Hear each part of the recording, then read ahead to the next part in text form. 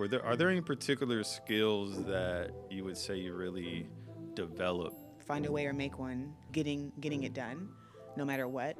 I loved you did the research. We love it. I ended up quitting IKEA and starting a clothing line. Trap Museum.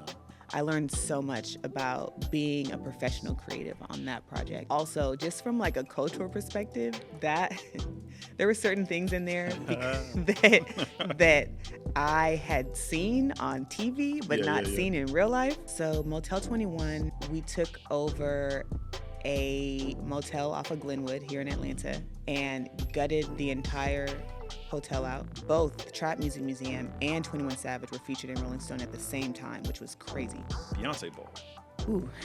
So that was very easily the biggest project that I have worked on in my career. I just got the call and was on the flight the next day. I think it's important that we're ready when those opportunities come. The way in which I look at life is through this like multicultural lens. Creative direction is the big picture. At the time, I didn't see any set designers or creative directors that looked like me. Growing up in LA was a very interesting experience. I gained my confidence to just be an individual. I knew that I was going to be in Atlanta. We went to the underground. There's a mall in the basement of the world. This is so cool. I went to Clark, Atlanta. What was it like making that type of transition? Boy, oh boy, that was a culture shock. I didn't think that I was ever going to be an entrepreneur, but God had different plans for me, and I had to step up and rise up to the occasion, you know?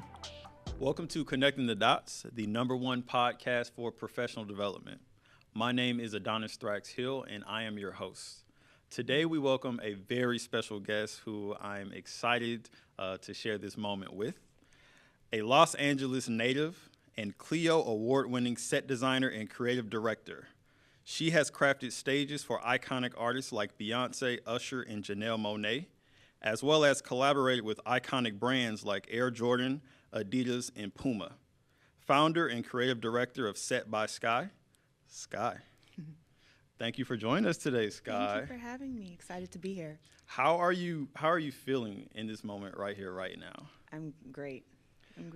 And I ask because you're a very behind-the-scenes person. Yeah, I am. And a lot of what you do, the world gets to experience. Mm-hmm. And I'm not sure how often you really speak on your story, but I think this is something special. Thank you. Yeah, I'm excited. Yeah. Mm-hmm. Where I want to start is I want to kind of help the world just get to know a little bit about you and your background. Okay. And one thing to highlight is you were born in Los Angeles. I Is am that an LA correct? baby, very much so. Yep, South Central. So can you talk to us about growing up in LA, as well as with your Creole roots? Can we start there? I loved you did the research. We love it. So I grew up my mom lives in Leimert Park. My dad lives in Baldwin Hills, which for those who are unfamiliar, essentially is South Central, the middle of LA. Yep. I went to high school on the corner of Crenshaw and Slauson, across the street from Nipsey's store. Wow. My entire life and existence, aside from like weekends and some summers where I would go to my grandparents' house in Altadena, was in LA. So I'm very much so an LA kid, and growing up in LA was a very interesting experience. I think that a lot of the things that my friends and I thought were normal and natural as kids, I realized once I went to school here, I went to Clark, Atlanta, that like, oh, that was not a normal kid experience. Yeah. Like LA is a very fast-paced place. It is very vibrant. It also can be extremely dangerous. And we experienced all of those things as kids before we were even 18. But, that city has shaped me immensely. I would not be the person I am without having grown up in that city. Yeah. And that's kind of something I wanted to ask you a little bit more about. Obviously, there's a lot there. And did you make the move to Atlanta for Clark? Yes. So you spent most of your upbringing in Los Angeles. All of my upbringing, yeah. So as you said, it impacts you tremendously. Is there a particular way you can share with like how it's impacts you in a way that really stands out? I think the way in which I look at life is through this like multicultural lens. And it's because I grew up in a city that has so many cultures in such a small space. Well, it's a large city, but so many different cultures are living within each other. I think that is such a beautiful way to see life, because I, have neighbors that are from Belize or from Mexico or from Africa, and just living in such close proximity to them allows me to kind of shape the way I look at the world, and I think that it also helps me approach, my life and my professional world from that specific lens as well. So that has been a beautiful experience, and then also like growing up in LA, even as a kid, like we were like partying in high school, like Thursday, Friday, Saturday, and Sunday, which was, now that I look back, absolutely ridiculous. Like there was no reason why we were outside the way we were. But I think that because I had experienced so much and had seen so much of the city at such a young age, it really kind of shaped the way that I, view things as an adult, and not a lot of things faze me because we saw a lot. We experienced a lot of situations, and I think that it really just helps me kind of approach life in a specific way. And I want to know, obviously you do so much in terms of creativity, it's even your profession. What do you identify were those kind of like early moments of you really diving into being creative? Would you say LA, played a part in that? Absolutely. That's another beautiful thing about that city is it is such a powerhouse for creativity. It really supports and promotes individuality. It's like an entire city of weird people. Like the weirdos go there, they grow there. And I really think that I gained my confidence to just be an individual being in a city that promoted individuality. And then my family has always been very supportive of me being an individual as well. And so I think that combination, I never experienced a situation where the way I dress made people look at me differently or weird. And so I think that I just assumed that the way I am was fine growing up because everyone was different, I think, in LA. Yeah. I think that's really critical, kind of being able to reflect on how that supported you being an individual, especially looking at today's age. So making the move from Los Angeles, coming all the way to the other side of the country, here in Atlanta, and going to Clark. My first question is, why Clark? And what was it like making that type of transition? Boy, oh boy, that was a culture shock. And I didn't think it was going to be a culture shock the way it was, but it was in the best way possible. Like I first visited Atlanta on a college tour in either end of junior or beginning of senior year of high school. And I knew that I was going to be in Atlanta. I got here, we went to the underground for our first thing, boots on the ground. And I was like, there's a mall in the basement of the world? And this is so cool. That was my first experience. And then going to Morehouse, Spelman, and Clark, and realizing that essentially there were 4 universities on one campus basically was unbelievable to me. And I just knew at that point, I was like, okay, I think whatever college I go to, it's going to be in Atlanta, because I fell in love with the city. I fell in love with the fact that there were just so many beautiful Black people doing so many different things. And that is something that I will say I didn't experience in LA, because I went to a predominantly Black school, Black and brown school. But in my experience, growing up really in the hood, it took me getting to Atlanta to see a group of people that looked like me and my age, where there wasn't any violence happening. And that was my first. So when you go to Spelman, Morehouse, and Clark, there is a first party as an incoming freshman called Olive Branch. And Olive Branch is basically like this unity party where everyone wears the same type of shirt. You're not supposed to say what school you go to. The whole purpose is to just go and meet new people. So you can meet friends without having this like subculture of separation of schools. And that party, I remember me and my best friend who also went to Clark with me, who's from LA, we just sat in the middle of this sea of black people and we were like, no one's getting shot. No one's fighting. This is crazy. Yeah. And I was like, okay, I'm hooked. This is it. I love it here. I love it here. So it was definitely a culture shock, but in like the best way possible, honestly.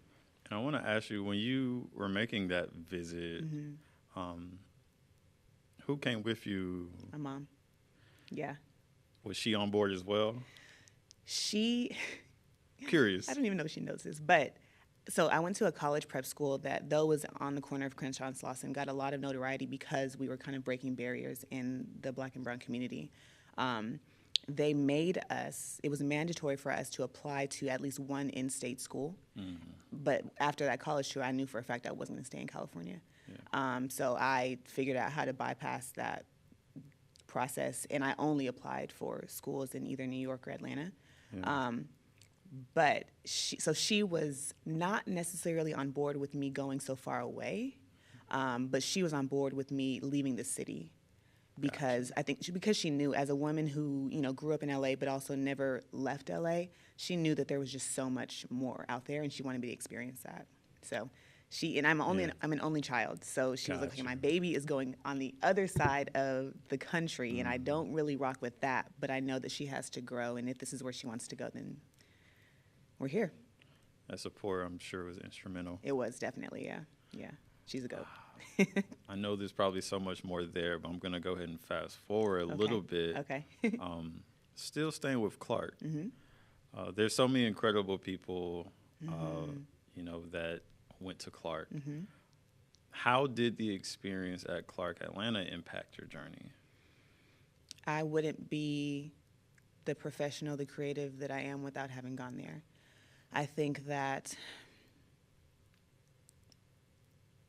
the education I got and the connections that I made going to that school have taken me the entire way. Like, my entire business is 100% referral based.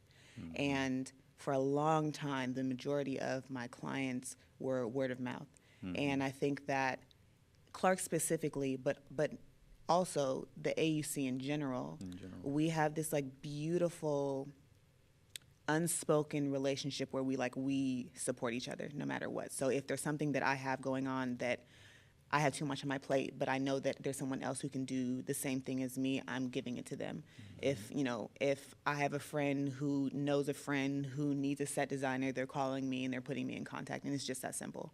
So I think that the biggest thing I gained from going to Clark is just the find a way or make one motto, our mind frame of getting it done, no matter what, and then also using the network that you have to get where you need to go and help others as well. So getting it done no matter what, and building and utilizing your network. Thank you. So much more I really want to dig in there on the Clark, but I kind of want to tie those two things, and I want to know, where did your professional journey really begin?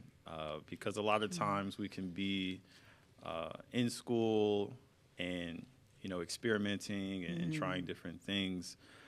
I really want to know where this creative person that the world knows, kind of like, what were some defining early moments? Was that at Clark, or was that kind of after you graduated? So I've always been creative. I think it started as a kid. My family on my mom's side is very creative. My mom is a painter and a baker. My grandmother is a seamstress. My grandfather is a certified genius. He used to, though it's not creative, the way that his brain works is fascinating. He used to make us computers for Christmas. Like, he'd buy the individual pieces and make us. So we've always had this like figure it out world that we lived in. But it wasn't until after college, I think, Okay. that the decision to pursue creativity as a profession became a thing. Okay. I think me being at Clark, I wasn't as creative as I probably could have been, but I also think I was just figuring life out and getting the skills I needed to become the professional piece of a creative. But yeah, I think that started after college for me. And I mean, just considering from what you've shared, growing Mm-hmm. up in Los Angeles, transitioning, you know, your parents aren't here. Mm-hmm. I can imagine being in school. It's like that's a huge adjustment in itself. Yeah. You just mentioned skills in a way. Mm. Are there any particular skills that you would say you really developed from transitioning and then going to school out here? Mm-hmm. Probably just the idea of asking for what I need. Okay. I'm an only child, so I've always been kind of independently thinking. But I think the idea of being vulnerable enough to ask for the things that I need in order to get things done was a skill that I learned here, and specifically at Clark, honestly. I think it's incredible. It's something I work on to this day. It's a daily journey. A daily journey. So let's get into the incredible work that you've done. All You right. said that really kind of struck post Clark. Where did it kick off, would you say? So once I graduated from Clark, I knew that I didn't want to go back to LA, but I didn't know what I wanted to do with my life. But I figured that it would be cheaper to figure it out in Atlanta than figure it out in LA. Yeah. And so I stayed, and I worked at IKEA for, I think, maybe a year and a half, until I kind of figured out what it was that I wanted to do.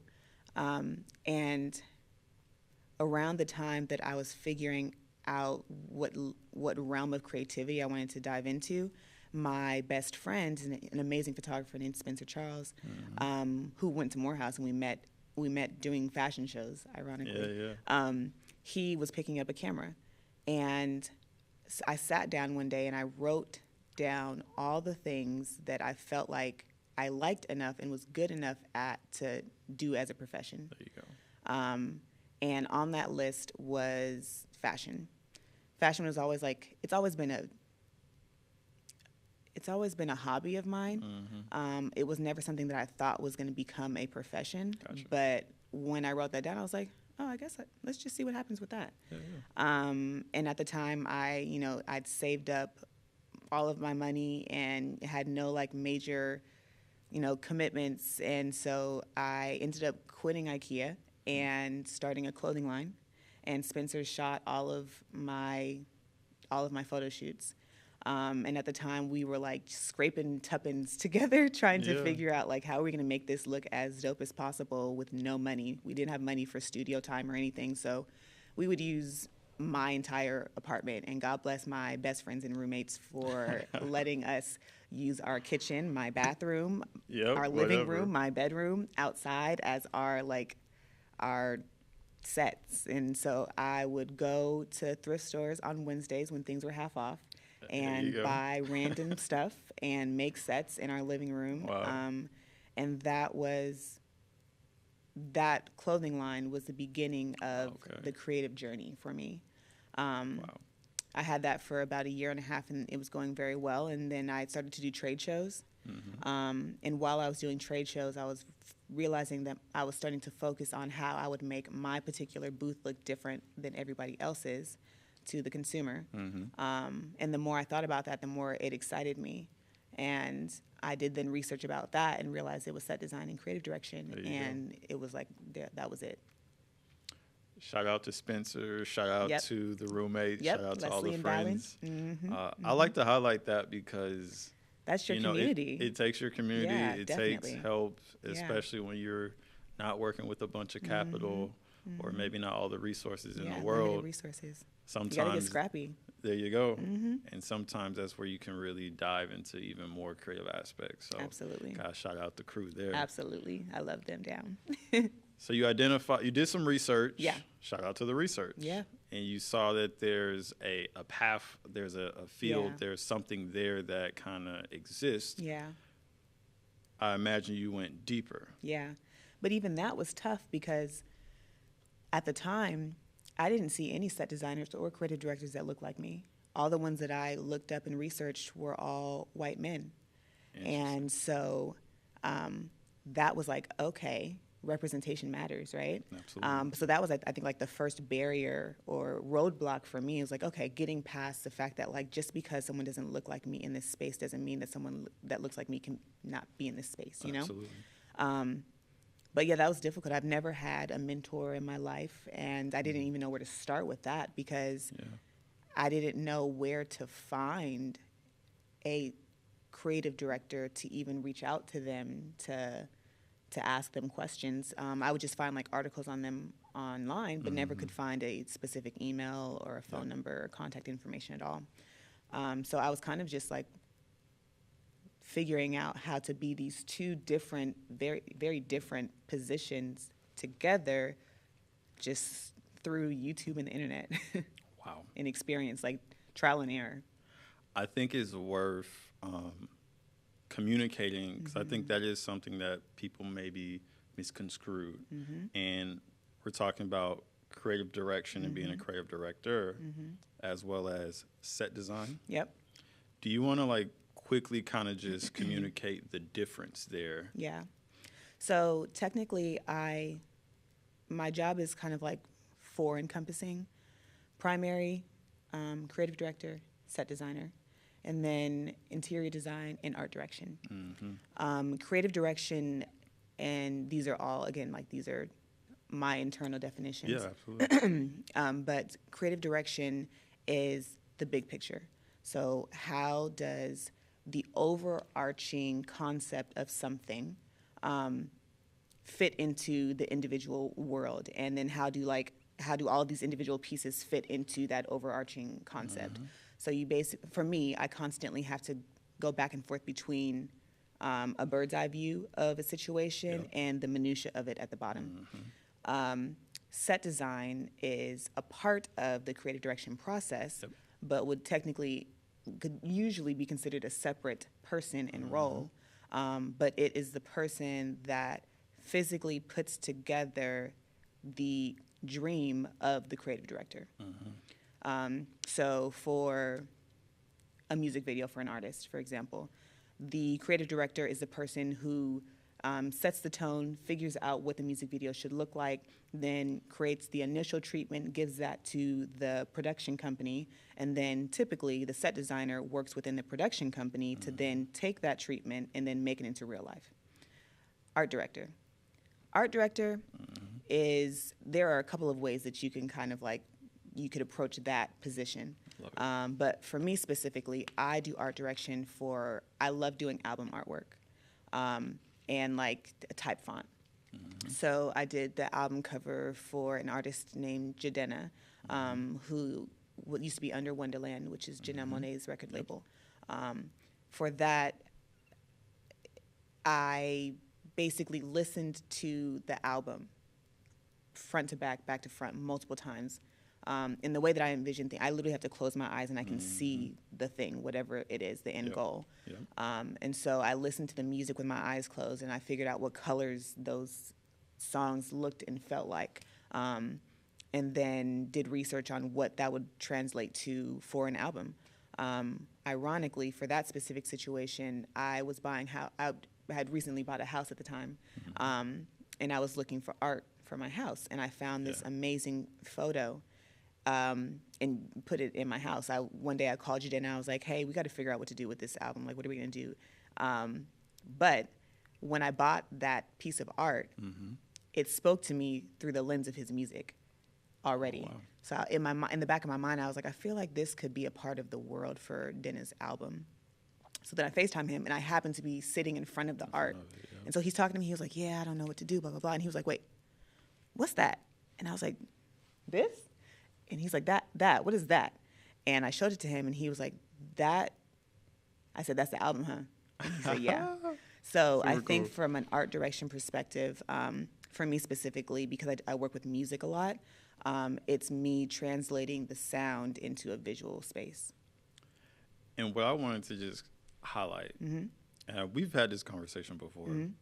For me as a producer, a marketer, I really value a creative director and see creative directors as people who can lead a team or lead creative people professionally, as well as be able to liaise across different departments and work streams. And I do think that a lot of times people who are super creative, it might not come super easy or natural to kind of be able to own that type of role. To do both, and even as you just articulated the different aspects of, key creative personnel, that's one thing that I've told this to you, I've always tipped my hat because I see you in that type of light. Thank you. What I want to do is, you talked about doing research, kind of self-learning, I'm sure just experimenting. I want to take a step further here and kind of talk about some of the incredible work that you have done. Your resume is impressive. Thank you. So I know one of the big projects I do remember you being a part of was Trap Museum, which was an actual cultural phenomenon beyond Atlanta in itself. Can you talk about how that came to be and what that experience was like? Yeah, so I think that was a vision that Tip had prior to me being involved. He was working with his team to kind of build out this concept already, and I think in the process of them figuring out how to make it happen, I was finishing up the design. My first big project design was for a nightclub that used to be on Trinity Ave here in Atlanta called Club Daydreams. And I actually remember that. Yeah, that was my first project, first paying project. And it basically, for those who are unfamiliar, was a multi-level nightclub that was experience-driven. It looked like a combination of Willy Wonka and the Chocolate Factory and Alice in Wonderland if they had a baby. There were like clouds on the ceiling, mushroom stools as the bars. It was wild. So I think that kind of, it hit Atlanta in a really good way, because Atlanta we love experiences and we love themes here. We love to be involved in something that is like super creative like that. And so that was happening at the same time that Tip was looking for a set designer. And his team reached out to me to be a part of that. And I was like, immediately, absolutely, yes. And that was still one of my favorite projects to be a part of. I learned so much about myself, about business, about how to get things done in a space where you just don't know anything about. So many moving parts, managing personalities. I learned so much about being a professional creative on that project. And then, my level of involvement, I was the set designer for the Trap Museum. Biggest takeaway from that experience? What was your biggest lesson learned? Again, the get it done no matter what, figure it out. That is probably my biggest takeaway from that, is having the drive to figure something out, even if I don't know how I'm going to do it. I think there were many situations in that specific project where we were all just kind of figuring out how to do this thing that hadn't really been done in this way before. And so there was a lot of trial and error in that project. Also, just from a cultural perspective, that there were certain things in there that I had seen on TV but not seen in real life. And I had to make and had to figure out how to make them, i.e. Fake cocaine. And I had to look it up on the interwebs, and my Google search got flagged for 6 weeks because of that. That was a wild ride, but I wouldn't take any of it away for anything, because the friendships that I built through that experience are amazing, amazing. I love that project. I want to go one layer deeper Okay. as we launch into the next thing. Okay. A theme has been figured out no matter what. Mm-hmm. I My want to entire ask career. you one level deeper, Yeah. one layer deeper. Is there any tips or anything you can share about how you actually do that? When you're in the middle of Yeah. having to figure out something you don't know how to do, is there anything you could share about kind of what's a good practice or what's worked for you to actually do that? So I consider myself, I just recently started considering myself an artist through my friends telling me. But I would consider myself like a method artist. When I have a project that I am getting into, I dive into that project wholeheartedly, totally. And so when I was making the initial version of TMM, of Trap Music Museum, I lived, slept, breathed, ate trap music. I listened to it nonstop. I researched the different components of it, who started it, who other people thought started it, the controversy of that. Gotcha. Why is it called this? What are the different regions of Atlanta specifically, and then the South and as a whole that call it home? I was a history major, so I really approach things from a historical perspective. I like to do the research on things to really understand why things are this way. So I think that's what I did for that project, and that's something that I do for most of my projects. I take a deep dive from an educational perspective first, and then go from there. I'm so glad you shared that. Research is incredibly important, I think, in anything. And I'm not sure how many people might kind of connect creative work or being a creative director, and maybe how much research goes into it. Absolutely, yeah. And I'm glad you brought up Daydreams. That definitely was a very unique experience in Atlanta. Shout out to everybody who was a part of that. Absolutely. Daydreams, you said that was your first paid project. Congrats on that. Thank you. Because that can be a journey. But I will say people don't know, and I want to make sure that I highlight this in my journey, but in the journey as a whole. I did free work. When I left IKEA, I did free work for over a year and some change. That, like, totally, I was living off of my savings. And I used that time frame as like my internship for this world that I didn't know anything about. I wasn't classically trained in set design or creative direction, so I was figuring it out. I was doing free work on music videos. Motion Family is an amazing, amazing production company in Atlanta, and very good friends of mine, but they let me do free work on I was doing free work for them, but I would do free work for them and just kind of get my feet wet and set design in that perspective. But I did a lot of free stuff for a long time to get to the point where I built my resume up to get the paid projects. I'm a firm believer that people need an arena to practice and an arena to learn and to develop their skills. And I think we have to be working on projects. That doesn't mean you have to do a ton of them, but actively working on projects to hone your craft, Absolutely. To increase your experience. So thank you for highlighting that. For sure. And so after Trap Museum, a big thing that came was Motel 21. Can you talk about what that experience was and how that... Yeah, so Motel 21 was a fully immersive experience that served as the album release party for 21 Savage's album, I Am Greater Than I Was, where we took over a motel off of Glenwood here in Atlanta and rented it for a month and gutted the entire hotel out. And I figured out, I had to listen again. I listened to the album front to back to front, and each song was a different room in the motel. So my responsibility as a creative director was to figure out, again, what the visuals would be for the sound, for the sonic. And then we did that. That project was a game changer for me, and such a really important part of my journey because it won me a Clio Award and got featured in Rolling Stone. And actually, both the Trap Music Museum and 21 Savage were featured in Rolling Stone at the same time, which was crazy. Awesome.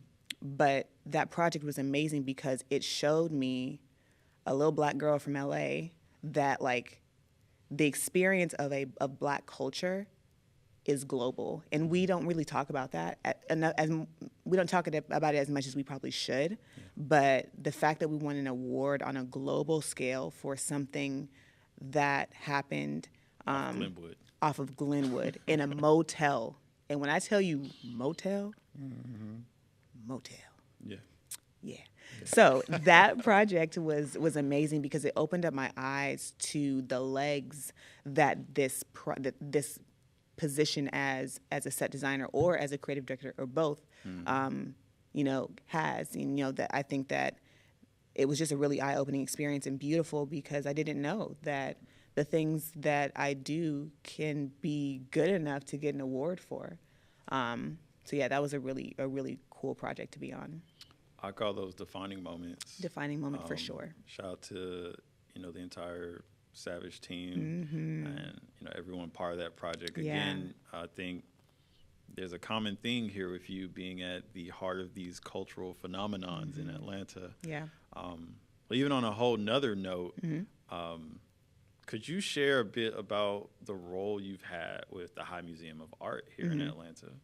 Yeah, so I've had a great relationship with the High for years, and I've always wanted to do something with them, and I think that over the next year and a half, I think something great is going to happen. But I had the opportunity a couple of years back to speak on a panel that was discussing the impact of fashion. Period. Still there. But Atlanta fashion Yeah. on the culture and on the world, specifically as it relates to Virgil Abloh, because this was at the time that the Virgil Abloh exhibit was being featured at the High Museum. And so I was blessed enough to be on this amazing panel and brought in by the amazing Kenny Burns, because he is the GOAT, and he deserves all of his flowers. And it was a really cool experience to be, the only woman on this panel speaking about fashion through my lens, because on the panel, which also featured Nehemiah, who used to be the creative director for Wish, an amazing person, their history with fashion was from a different perspective than mine. I grew up in thrift stores, and I still shop at thrift stores. Yeah. I appreciate and love and kind of and obsessed with high fashion, but I don't usually buy high fashion.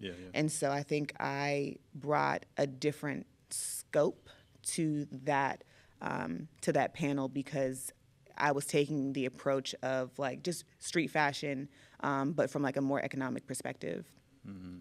Yeah, I think that's so cool. And the High Museum is a huge institution in Atlanta, and I think in the Southeast. And I'm glad, I think representation has kind of been a common thing along your journey, that you show up in those spaces and I think continue to advocate for it. There is so many things, but I want to touch on one other project before jumping into your actual company.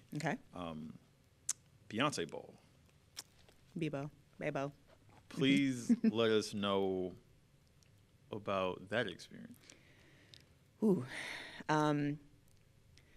So that was very easily the biggest project that I have worked on in my career, from a global perspective, in a viewership perspective, but also from like an internal perspective. There were, I think, like 600 people on that project. And so I'd never seen the behind the scenes of a production on that scale. So that alone was just like incredible, absolutely incredible. I had a very small role. I was an art director for that project, one of five art directors. I think there were also 6 creative directors. There were 5 companies that put that together. I was brought on by the amazing, amazing Dion Harmon, who works with Jesse Collins. And I just got the call and was on the flight the next day. Absolutely. I met this amazing woman who is now my mentor, my first mentor of my career. Love it. She's a godsend and an angel. I love her so much. But she called me on a Tuesday. I was packing my bags to go to LA for Christmas on Wednesday. She called me and she was like, hey, I know we've been trying to work together. This is really last minute, but if you can get to Houston, and I was like, yes. I didn't know what you're talking about. I already felt that's what you were calling me for. I will be there, okay? Absolutely. But yeah, that was just an incredible project to be a part of because I got to see the scale of something. I got to see how many different parts go into essentially a halftime show or an award show. So that's opened my eyes up to a totally different perspective of creative direction and set design specifically. It was a beautiful thing to be a part of, and I'm forever grateful. I think it's important that we're ready when those opportunities come, when those calls come. And, you know, sometimes when we are building, and especially when we're self-taught, sometimes in those early moments, it's easy to kind of lose sight of that. But I imagine after IKEA and, you know, doing all these projects where you weren't necessarily getting paid, learning, growing your network, compounding to the Daydream and then to the Trap Museum and then to the motel and everything that's happened between is what, you know, prepared you to be ready for the Beyonce Ball. Yeah. And present day, you have an entire company, Set by Skye. Could you talk about, you know, what it's like now being in that seat? And I know you've been doing it for some time of, you know, full-time entrepreneur. And you have other things going on, but actually starting your own organization and running it. Can you talk a little bit about that? Yeah, I think that I always tell people that I didn't think that I was ever going to be an entrepreneur. But God had different plans for me, and I had to step up, rise up to the occasion, you know? But so I have a company called Set by Skye. It is a multi-hyphenate creative agency. Love it. And we do everything experience-based. So that can be for a brick and mortar like Trap Music Museum. It can be for a music video, photo shoot, a tour. I've done a lot of tours, and that's my favorite thing to do right now. I love tours.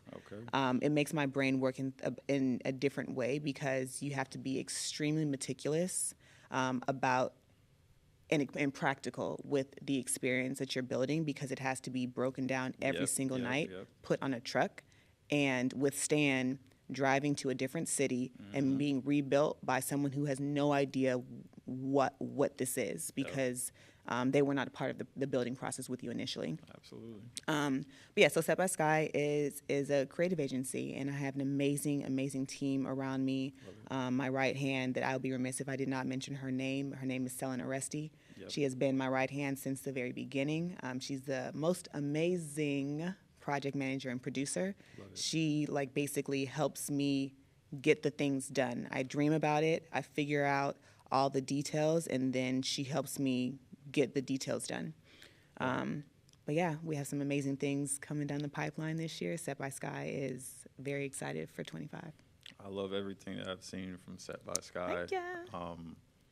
I think it's great to be able to share context to how we got here. Skye, I think we're going to have to do a part 2. I think we should because there are certain things that I want to talk about, but I can't talk about right now. We'll have to circle back. But let's circle back. Before we get out of here, could you please talk about, you know, what's to come? And there's so many things that we didn't even get to. You said there's incredible things in the pipeline. And even your role with Saint and Citizens. But could you talk a little bit about that and what's to come? Yeah. So at the top of this year, so I've been with Saint and Citizen for a year now, but at the top of this year, I decided I was going to scale back on a lot of the projects that I do to be able to use my creative time to focus on bigger goal projects. And Saint is just an amazing, I'm so grateful for that team. So Saint and Citizen is a record label, a boutique record label based between Atlanta, DC, and London. We're also getting into a more creative financial backing space. So ultimately, Saint and Citizen is just going to be able to be the financial backing and powerhouse behind Black and brown creatives.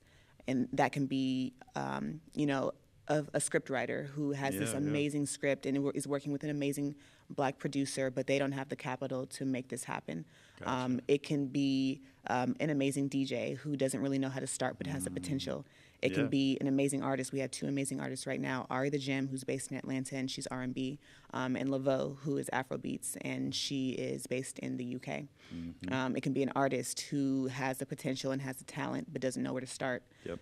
We essentially are the incubator for them. They are an amazing group of humans that just really understand, and I think that we align on the united goal and vision of promoting the Black and brown creative experience. And that's completely what we do. We did our first event at Art Basel last year. That was incredible. We basically did a combination of TED Talks and a DJ set at the end. And so our talks were with Lena Waithe, Janelle Monáe, and Ratman, who is the writer for Supercell that's on Netflix. And then the party part, the DJ piece to promote music, was the headliner was D Nice, and we had Skylar Tyler. But yeah, I loved my team. Yeah, that was ambitious, and we did it. Said a and lot of fire stuff right there. We did it. It was amazing. But yeah, I think that they're just a beautiful company, and I'm really excited to build with them. I'm excited for the world to see what we have coming up for this year, because it's heavy. Okay, it's heavy. Yeah. Well, I guess everybody has to look out for it. So there's one final thing I want to do before we close out here. You shared some splashes along your incredible journey. And, everything that this podcast is about is really about professional development. Yeah. So I want to ask you, when you look back along your journey, what are the top 3 skills that you would say has, really played a role for you to get to where you're at today? That's a great question. I think that the ability to have patience, which is something that is often overlooked in a space because our society is just like kind of this microwave space where we just assume that things are going to happen to us instantly, and we don't have to do the legwork to make it happen and be successful. So I think giving myself the understanding that patience is a key to continue on the journey is a big key for me.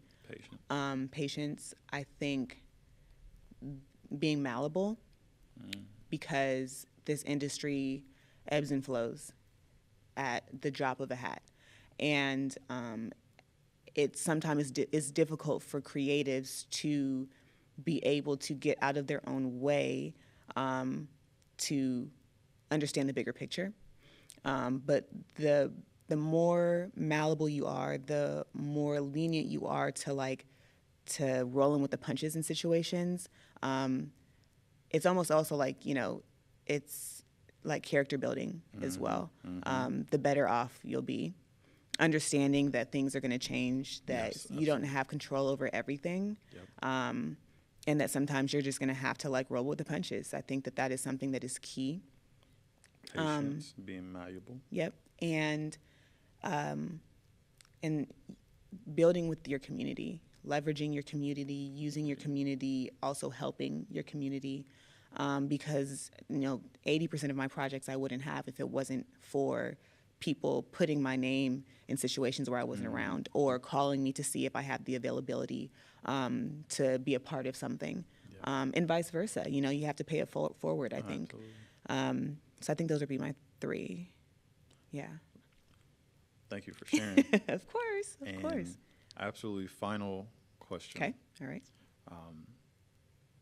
not sure how many people have a creative director that they can look up to or look at. And you've shared a lot about having to be self-taught. Yeah. Is there any professional tip that you would like to share for, creative directors, aspiring creative directors, or just creative professionals? Or even if it's not creative, any professional tip that you would leave the audience with?